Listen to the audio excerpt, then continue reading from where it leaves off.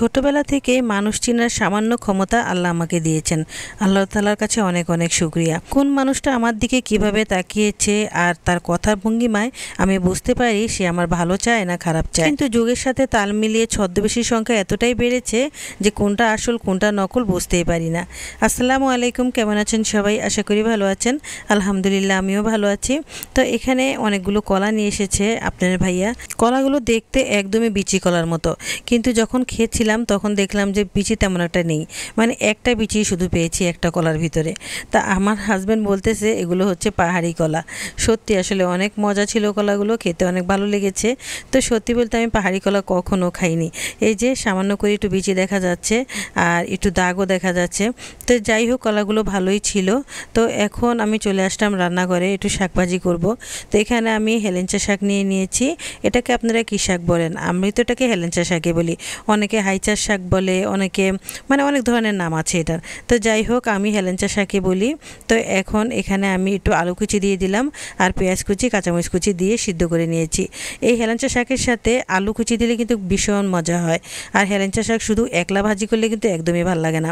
তারপর একটু রসুন দিয়ে ভালো করে বাগার দিয়ে দিলাম, বাস হয়ে গেল। এই শাকটা খেতে এত ভালো লাগে কি বলবো আসলে। এখন তো আবার শাকটাও তেমন একটা খাওয়া যায় না, কারণ শাকের দাম অনেক বেশি। তো এই হেলেঞ্চা শাকটা আর একটু কলমি শাক, এই দুইটা শাকের দাম একটু কম। তো যাই হোক, এখন আমি এখানে চিংড়ি মাছ দিয়ে দিলাম আর একটু পেঁয়াজ কুচি আর কাঁচামরিচ কুচি দিয়ে দিয়েছি, রসুন দিয়ে দিলাম, দিয়ে বাস কিছু মশলা দিয়ে ভালো করে চিংড়ি মাছটা কষিয়ে নিচ্ছি। আজকে আমি একটা মজার তরকারি রান্না করব। এই তরকারিটা আমার কাছে ভীষণ ভালো লাগে, আর বিশেষ করে এই চিংড়ি মাছ দিয়ে রান্না করলে বেশি ভালো লাগে। সত্যি বলতে আমি অনেক কিছুই ফ্রোজিং করেছি, তবে সবচেয়ে বেশি আমি এই মানে বিচিটা ফ্রোজিং করে অনেকটাই সুবিধা পেয়েছি। এগুলো হচ্ছে ওই যে সিমের বিচি আছে না, ওই যে বড় বড় সিমগুলো হয়, লম্বা লম্বা সিমগুলো, ওগুলোর বিচি, এগুলো একটু বড় বড় বিচি আর কি। তো যাই হোক, আমি এগুলো অনেকগুলোই ফ্রোজিং করেছি। আর আমি দেখলাম যে এই ফ্রোজিং সিমের বিচির কোনো রকমের স্বাদ বদলায়নি, এত মজা হয়েছে কি বলবো। তরকারিটা ভীষণ মজা ছিল। তো আমি ভাবছি এবার আরও বেশি করে ফ্রোজিং করে রাখবো। তো যাই হোক, এখন আমি আলু টালু দিয়ে সুন্দর করে রান্না করে নিলাম আর একটু ধনেপাতা দিয়ে দিলাম, বাস এতটুকুই।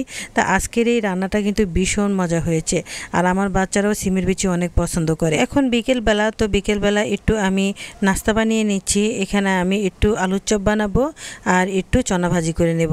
তো এটা বিকালের আজকের নাস্তা আর কি। তো যাই হোক, বলছিলাম যে কিছু মানুষ আছে, মানুষকে শুধু সারাক্ষণ হ্যারাস করতে পছন্দ করে, তারপর আবার তাকে নিয়ে সমালোচনা করতে পছন্দ করে।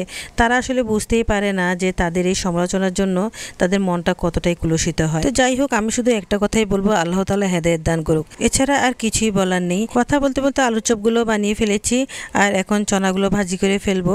তো আপনারা যখন চনা ভাজিতে কখনো আলু দিতে পারবেন না, তখন অবশ্যই এভাবে একটু বেসন দিয়ে দিবেন, তাহলে দেখবেন চনা ভাজি কত সুন্দর হয়। হোটেলেও কিন্তু এরকমই করে।